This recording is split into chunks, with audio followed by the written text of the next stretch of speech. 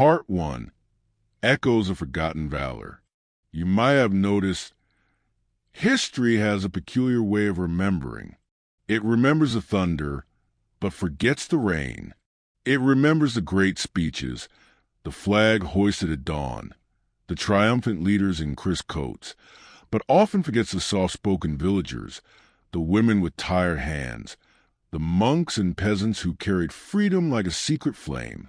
Tonight, you and I shall wander among their memories, not to the grand corridors of Delhi or the vast fields of Kurukshetra, but through narrow alleys and quiet riverbanks. Bengal, Bihar, Tamil Nadu, Assam, places where courage once bloomed unseen. Take a slow breath. Imagine India, not as a nation yet, but as a tapestry of restless provinces, each thread colored by its own struggle. The century is turning. The British Empire is firm, its railway tracks gleaming like veins of iron. Steam engines whistle through landscapes that have never known such sounds. But beneath that metallic rhythm, another heartbeat stirs, that of the people. They do not all speak the same tongue. Some chant Vande Mataram, others whisper prayers in Urdu, in Tamil, in Assamese. Yet somehow their spirits begin to rhyme. The forgotten horizon. If you close your eyes, you can almost hear it, the faint murmur descent beneath the hum of empire. In Calcutta's markets, rumor travels faster than the trams. In Patna's mosques, clerks pass letters in the dark. In the small principalities of the south, royal women hide swords beneath silks. But these are not the stories that make the headlines of empire. The empire writes its own history in perfect English, with fountain pens and neat margins. Ours, the other story, lives in oral fragments, in folk songs, in letters half burnt by time. That is what we will uncover tonight. Before the storm, let us drift back to the 18th century first. The British East India Company has turned commerce into conquest. Fort St. George gleams in Madras. Calcutta grows rich on indigo and opium. Villages pay taxes for wars fought far away. And yet, resistance flickers, small, scattered, nearly invisible. A queen in the south sharpens her sword in secret. A soldier in Bihar dreams of rebellion. In Bengal, a mother of 60 marches with a flag. We know the great movements. The revolt of 1857, the non-cooperation movement, Quit India. But there were countless sparks before and after. They didn't always win. They often died unnamed. But they prepared the soil for which freedom would one day grow.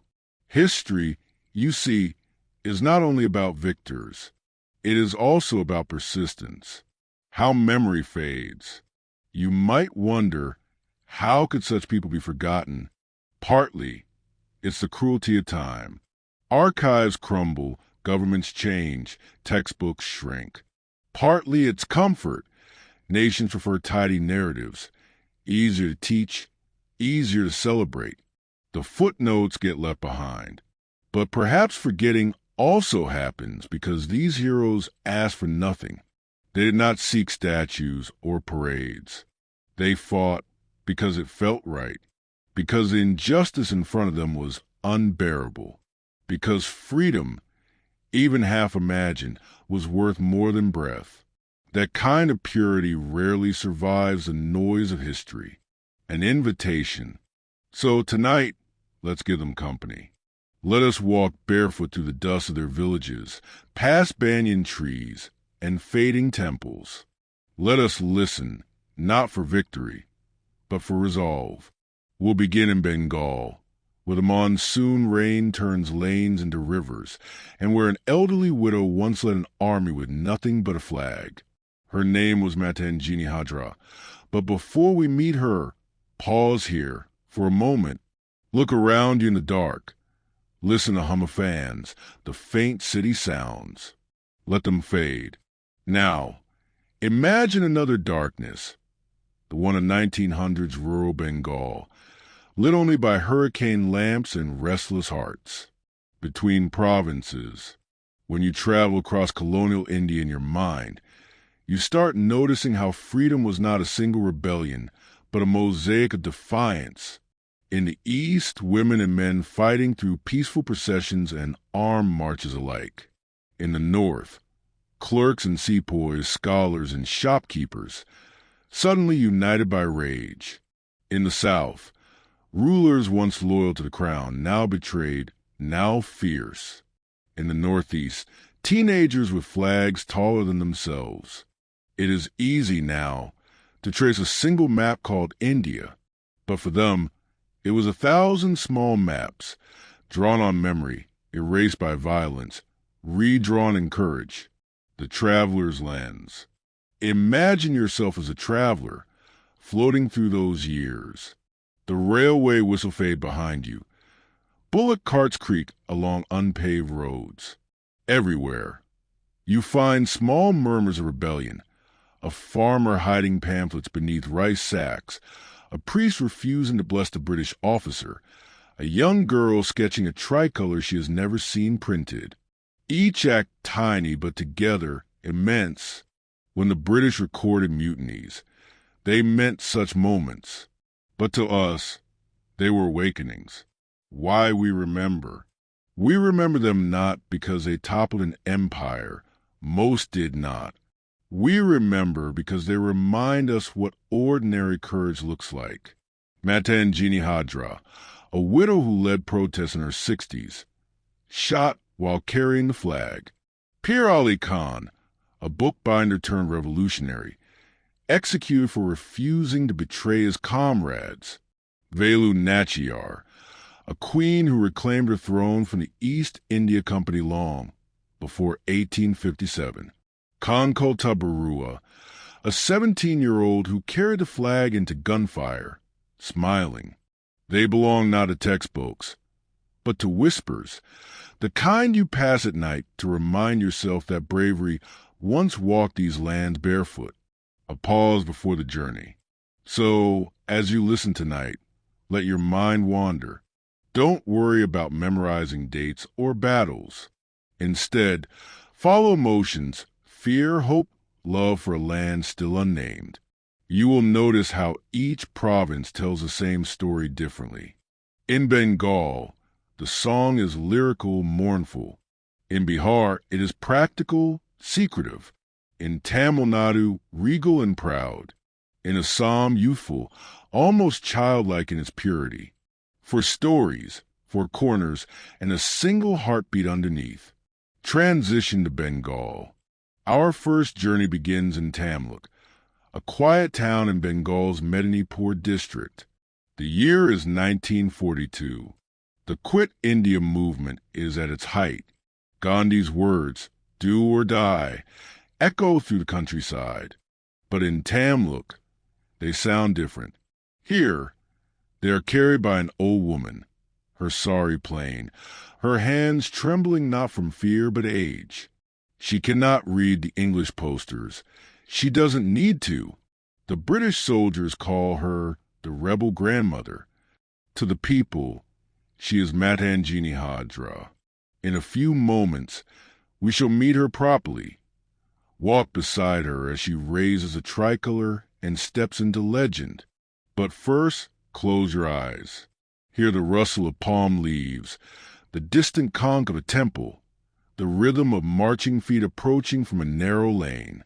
The forgotten freedom struggle is about to begin anew, not in your textbooks, but in your dreams. Part 2, Matangini Hazra, the grandmother of freedom. Oh, you can almost smell the dampness of Bengal air when you step into her story.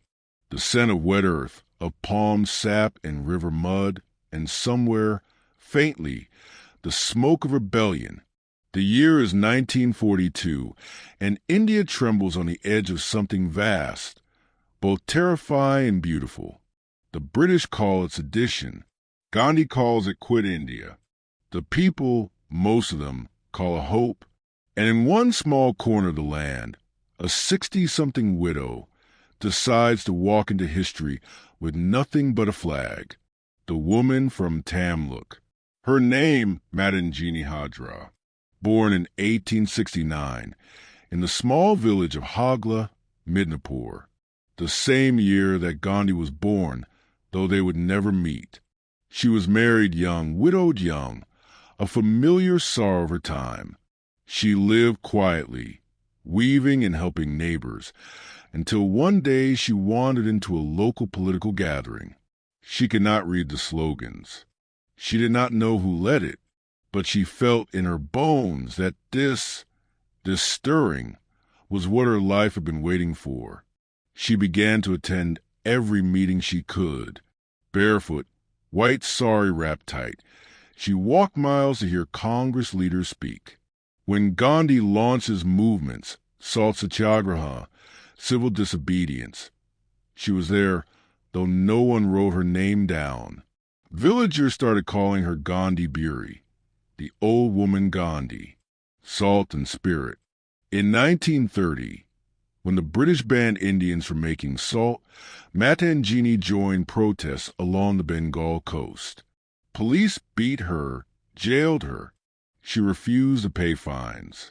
In her 60s, thin and frail, she stood before officers and said quietly, "I'm not afraid.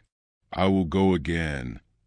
There are no photographs from those days, only memories, told by people who remember an elderly woman, small in frame, but impossibly stubborn. She had no sons, no wealth, no property.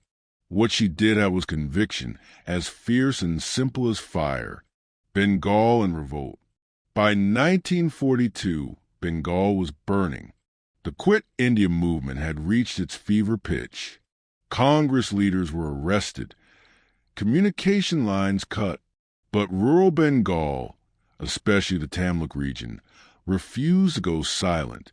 Local committees sprang up, self-declared national governments that ignored British orders. One such movement, the Tamralipta Jaya Sarkar, was formed right in Matangini's backyard. They collected grain, made salt, ran schools, an underground government of courage. And when the call came for a protest march toward the Tamluk police station, she joined without hesitation. The morning of September 29, 1942. Imagine the dawn breaking over the fields of Tamluk. The mist is low, the air heavy with tension. Hundreds of villagers gather. Farmers, weavers, mothers carrying infants, students with hastily painted flags. In the middle of them all walks Matangini, white sari, bare feet, tricolor in her hand. Her voice is faint but clear as she chants, "Vande Mataram, quit India." When the procession nears a police station, British soldiers block the path. The officers order the crowd to stop. They do not.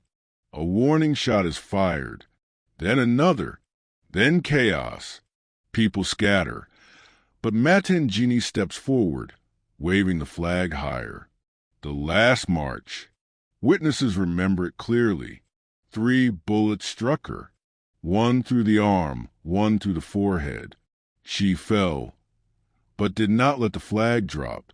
Her last words were said to be, "Vande Mataram," whispered as she crumpled, still holding the tricolor aloft. When villagers returned to the spot that evening, they found her body still lying in the road, hand gripping the bamboo staff, so tightly that they could not loosen it. She was 63 years old. Aftermath. News of her death spread quietly. The British suppressed reports. But in the villages around Tamluk, people began lighting lamps in her name. Children sang, "Matangini our ma mater desh bachej," Mother Matangini saved our land. Her sacrifice became a symbol for a movement that refused to die. Even as leaders were jailed, Bengal's underground committees carried on, organizing relief, running secret schools, sheltering fugitives. And in their secret meetings, they would often whisper, "If Gandhi Buri could face bullets, what excuse do we have?" the meaning of her courage. Matangini Hazra never held office, never wrote a book, never gave a speech that history recorded. And yet her act, an old woman walking into gunfire with a flag, became one of the purest images of Indian resistance. It wasn't rebellion in the conventional sense. It was moral defiance, a refusal to bow, a simple insistence that the land and its dignity were hers too. Perhaps that is why her story feels so hauntingly human. Reflecting by the river. If you were to visit Tamluk today, you could stand by the Narration River at sunset, the same river she would have seen every day. The water glows gold. Boats drift lazily. Children run along the banks. Somewhere nearby stands a statue, her likeness, flag raised. But what moves you more is not the statue, it's the silence, the sense that history, for all its noise, sometimes bends to the quietest souls. As dusk falls, you realize the freedom we take for granted was built not just on grand strategies, but on small, unshakable acts like hers. A moment of stillness. So pause here in your thoughts. Picture her, not as a martyr, but as a grandmother humming softly while preparing to march. Maybe she fed stray dogs that morning. Maybe she prayed before leaving. Maybe she believed, as so many did, that independence was near. When you remember her, remember not her death, but her serenity, her belief that no empire, however vast, could own the human spirit. From the mist of Bengal, we now turn westward toward Bihar, where the air smells of dust and ink, the scent of paper, books, and rebellion. There, in the mid-1800s, another forgotten figure was printing revolution into pages long before 1942. His name was Pir Ali Khan, a humble bookbinder from Patna, who decided that the printed word could be deadlier than any sword. Let us travel to that time when ink was rebellion and silence could be fatal. Part 3, Pir Ali Khan, the bookbinder of rebellion. The story now carries us backward, almost a century before Matangini Hazra's final march, to the year 1857, when India itself seemed to exhale after centuries of quiet endurance. If Bengal was the heart of the final cry for independence, then Bihar, especially the old city of Patna, was where the first sparks were written, stitched, and whispered into being. And among those sparks was a man few remember, a bookbinder by trade, a revolutionary by choice, Pir Ali Khan. The quiet streets of Patna. Imagine the narrow lanes of Patna in the mid-19th century, before motor cars, before telegraphs hummed through every street.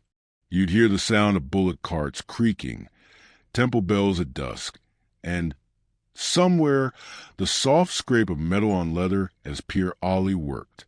His shop was small, shelves stacked with books in Persian, Urdu, Bengali, and English, volumes of poetry, religious texts, government records.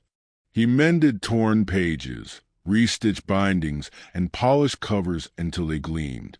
Customers came and went, thinking of him only as a craftsman. But each night, when the shutters fell, the same hands that repaired books began to write letters, coded messages to distant towns, passed secretly from one rebel to another. The unseen network.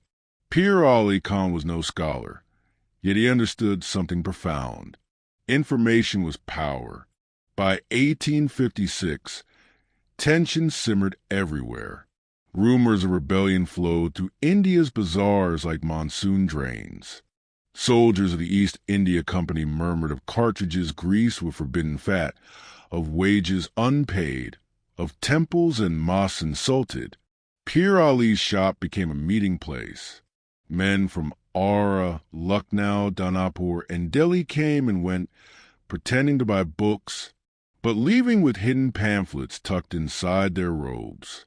He had joined the early cells of what would later be called the First War of Independence, and he did it not with weapons, but with pages, with whispers carried in ink. The summer of 1857. By May, the uprising had begun in Meerut. When news reached Patna, Pir Ali didn't hesitate.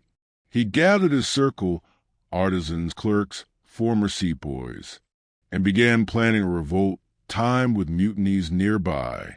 They plotted to burn the British Records Office, seize ammunition, and free prisoners.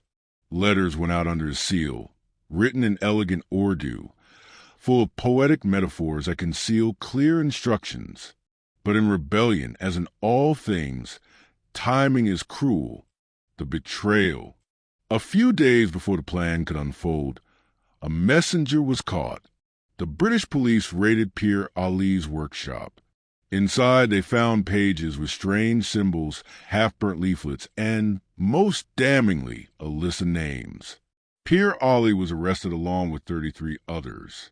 They were brought before the magistrate, William Taylor, a man whose diary survives today. Taylor wrote later, with a mix of astonishment and disdain, "The man Pir Ali, a bookbinder by trade, was the most determined of the whole lot, and perfectly reckless of his life." When asked to reveal his comrades, Pir Ali smiled faintly and said, "You may hang me, but I will never betray my friends." The morning of July 7th, 1857, they hanged him in Patna. He was about 35. No procession, no anthem, no salute, just a dusty courtyard, a rope, and a few British officers recording his name. But in the jail, among the other prisoners, the story spread like wildfire. The bookbinder did not bow. Within days, new leaflets began appearing in other cities, and signed handwritten, carrying the same phrases Pir Ali used. He had become a ghost, speaking through paper even after death, the legacy written in silence. Today, the place where he worked still stands, Pir Ali Chowk, near the old Patna Collectorate. A small plaque bears his name, though few stop to read it. Traffic swirls past. School children hurry by. But if you pause a moment, you can almost feel the weight of the ink he once used. The same ink that bound and unbound India's fate. In many ways, he was India's first information revolutionary, a man who understood that words could move armies. Reflection. When you think about Pir Ali, imagine him not as a firebrand, but as a quiet craftsman at his desk, lamp burning low, a page drying under his hand. Maybe he paused sometimes, gazing out at the street, wondering if his letters would reach, if they would ignite what he dreamed of, a country that could call itself free. He never lived to see it. But the whispers he sent across India became the first murmurs of a storm that would not die for 90 more years. A thread between eras. There's a strange beauty in thinking of Matangini Hazra and Pir Ali Khan together, one carrying a flag, another carrying a pen. Neither commanded armies, neither sought fame, and yet each in their time stood at the same invisible border, the place where fear ends and defiance begins. Transition. Now, let's leave the libraries and prisons of Patna behind. Let's travel south, to the red earth and lush hills of Tamil Nadu, where the story shifts from parchment to sword.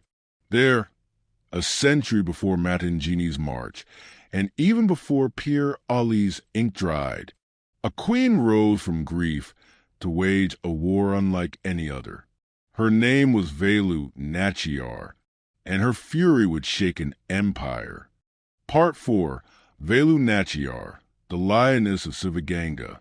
Close your eyes and picture Sivaganga, a small kingdom nestled among red soil hills and dense forests. The air smells of earth and spice, of jasmine and turmeric. It is the late 18th century, a time when the East India Company is expanding, consolidating power through treaties, bribes, and sometimes outright warfare. And in this kingdom lives a queen whose story rarely reaches the pages of history books. A queen who would fight with both sword and mind, Velu Nachiyar.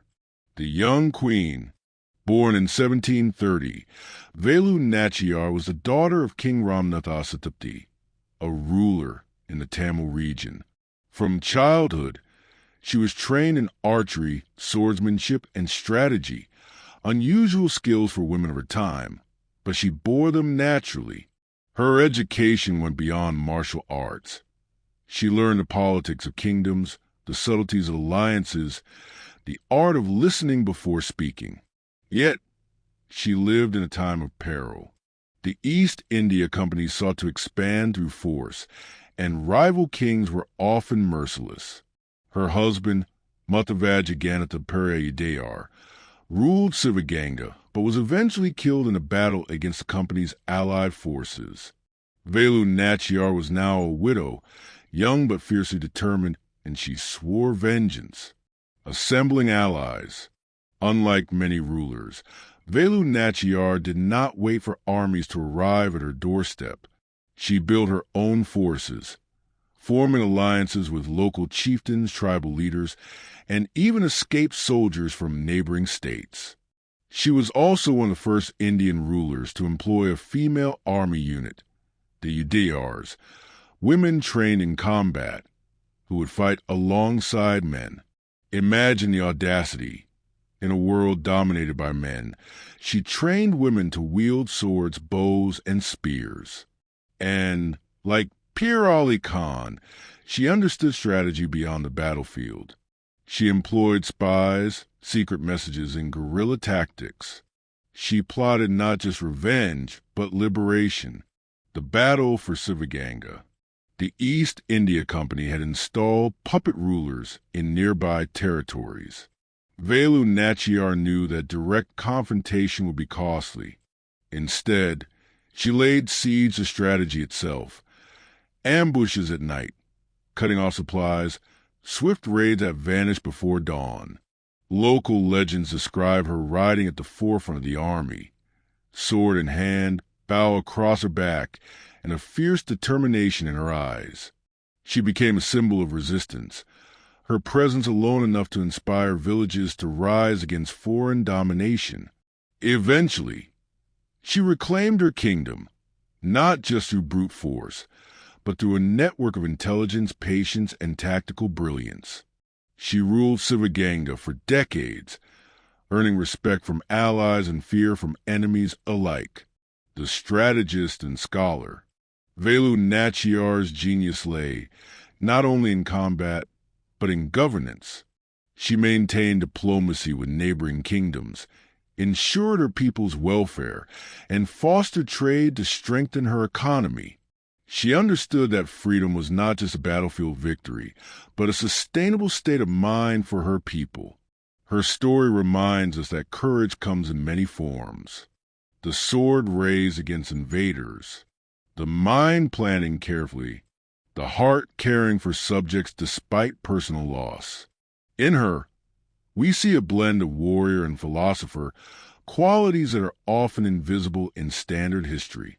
Reflection. Think of Velu Nachiyar as you might a distant mountain, firm, silent, unyielding, yet shaping the landscape around her.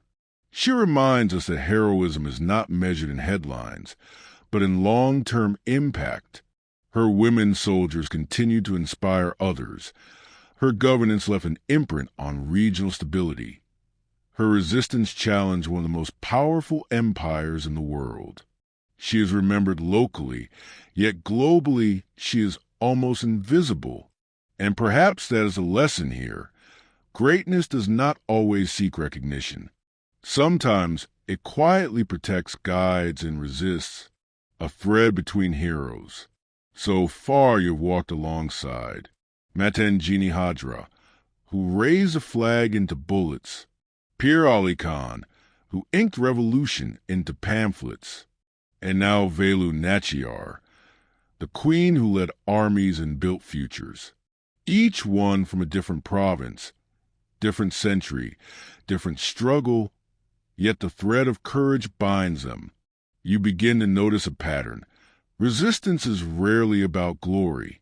It is about moral refusal, about small, persistent acts that ripple across time.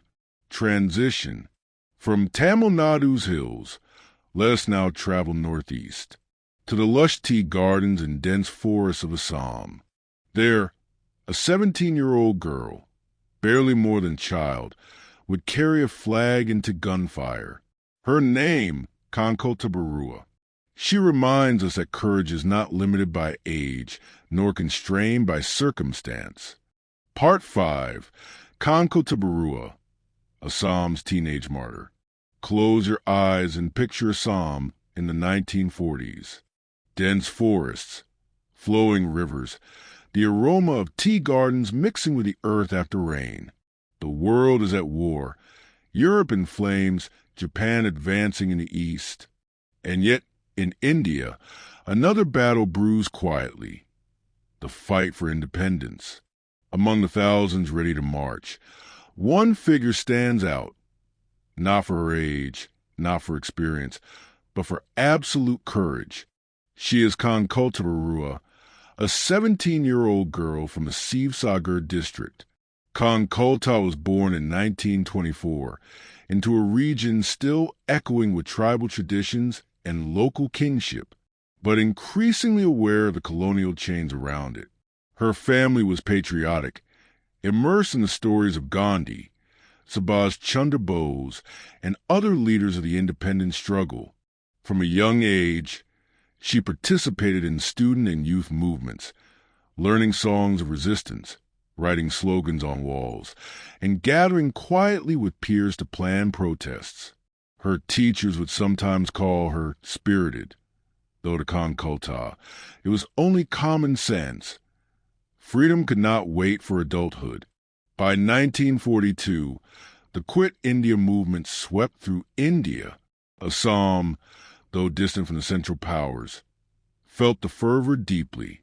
Local youth were determined to hoist the tricolor on the Golaghat police station, a symbol of defiance against the colonial authorities. Kanaklata volunteered immediately. She was small, but her determination towered. She carried nothing but a bamboo staff and the flag, walking alongside hundreds of others through villages and fields. Imagine the morning of September 20th, 1942. Mist hangs over the fields, dew clinging to the long grass. The group moves silently toward the police station. Villagers peek from behind huts and trees, watching procession of young men and women, hearts beating in rhythm with the flag they carry.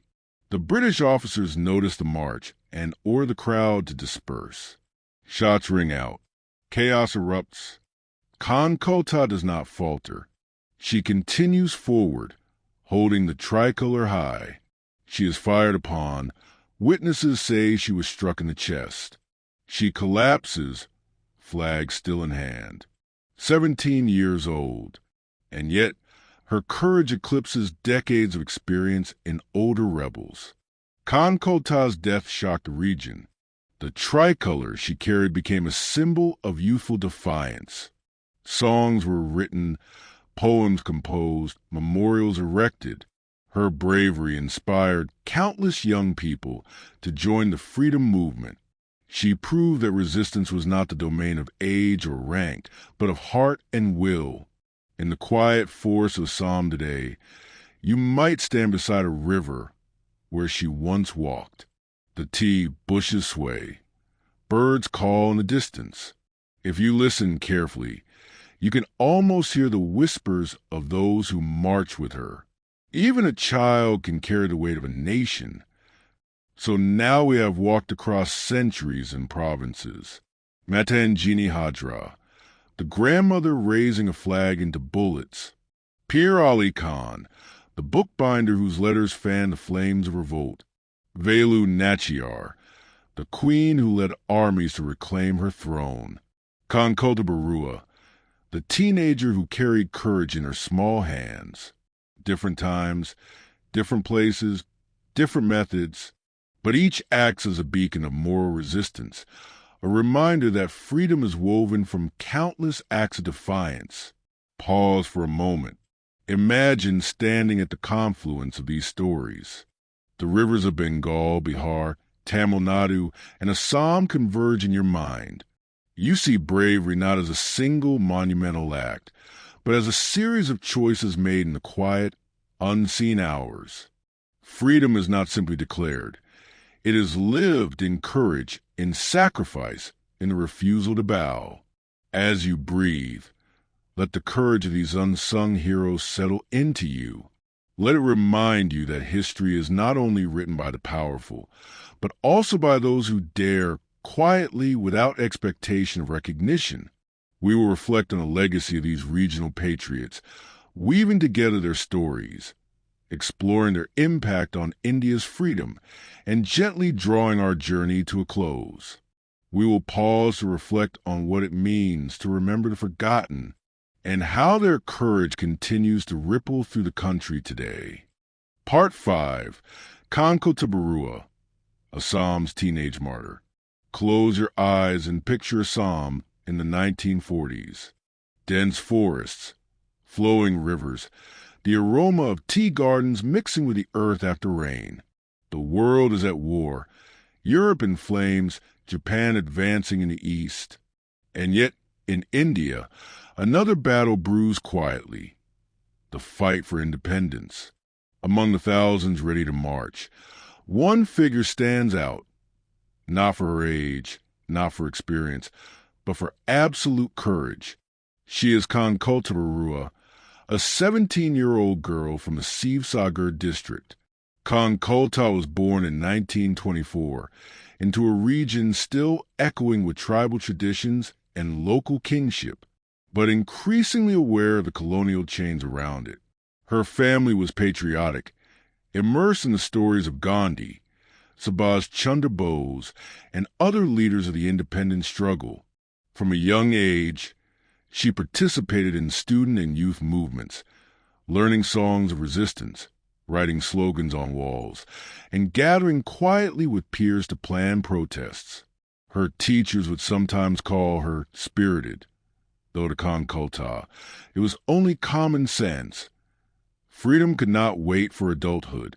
By 1942, the Quit India movement swept through India. Assam, though distant from the Central Powers, felt the fervor deeply. Local youth were determined to hoist the tricolor on the Golaghat police station, a symbol of defiance against the colonial authorities. Kanaklata volunteered immediately. She was small, but her determination towered. She carried nothing but a bamboo staff and the flag, walking alongside hundreds of others through villages and fields. Imagine the morning of September 20th, 1942. Mist hangs over the fields, dew clinging to the long grass. The group moves silently toward the police station. Villagers peek from behind huts and trees, watching procession of young men and women, hearts beating in rhythm with the flag they carry. The British officers notice the march and order the crowd to disperse. Shots ring out. Chaos erupts. Kanaklata does not falter. She continues forward, holding the tricolor high. She is fired upon. Witnesses say she was struck in the chest. She collapses, flag still in hand. 17 years old, and yet her courage eclipses decades of experience in older rebels. Kanaklata's death shocked the region. The tricolor she carried became a symbol of youthful defiance. Songs were written, poems composed, memorials erected. Her bravery inspired countless young people to join the freedom movement. She proved that resistance was not the domain of age or rank, but of heart and will. In the quiet forests of Assam today, you might stand beside a river where she once walked. The tea bushes sway. Birds call in the distance. If you listen carefully, you can almost hear the whispers of those who march with her. Even a child can carry the weight of a nation. So now we have walked across centuries and provinces. Matangini Hazra, the grandmother raising a flag into bullets. Pir Ali Khan, the bookbinder whose letters fanned the flames of revolt. Velu Nachiyar, the queen who led armies to reclaim her throne. Kanaklata Barua, the teenager who carried courage in her small hands. Different times, different places, different methods, but each acts as a beacon of moral resistance, a reminder that freedom is woven from countless acts of defiance. Pause for a moment. Imagine standing at the confluence of these stories. The rivers of Bengal, Bihar, Tamil Nadu, and Assam converge in your mind. You see bravery not as a single monumental act, but as a series of choices made in the quiet, unseen hours. Freedom is not simply declared. It is lived in courage, in sacrifice, in the refusal to bow. As you breathe, let the courage of these unsung heroes settle into you. Let it remind you that history is not only written by the powerful, but also by those who dare, quietly, without expectation of recognition. We will reflect on the legacy of these regional patriots, weaving together their stories, exploring their impact on India's freedom, and gently drawing our journey to a close. We will pause to reflect on what it means to remember the forgotten and how their courage continues to ripple through the country today.